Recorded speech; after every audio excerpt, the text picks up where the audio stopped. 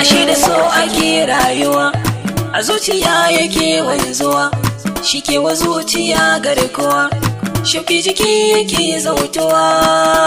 La la la, farin ciki yana yin yawa, a hankali yake taruwa, a koda yaushe hauhawa, cikin jiki yana lunkuwa.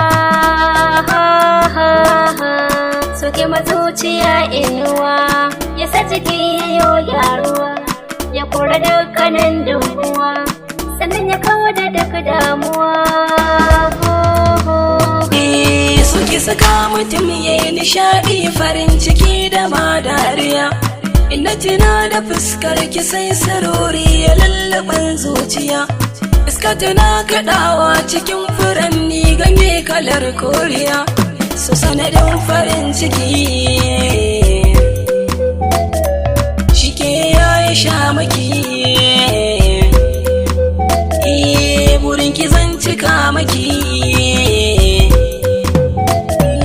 da ke nake so na yi rayuwa, gare ni kin zamo yar uwa, ƙaunar kina ta yin taruwa, wuta ta san kina ruruwa.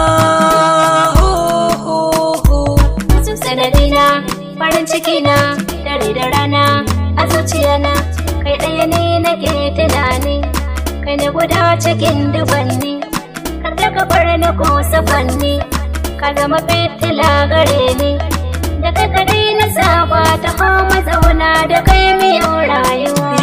Gani gaban kina zo kusa ki saka ke,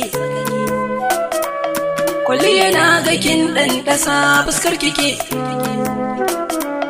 fuskar ki sai ki dan murmusa ki saka ke, domin ku nesa ta zama kusa gani da ke,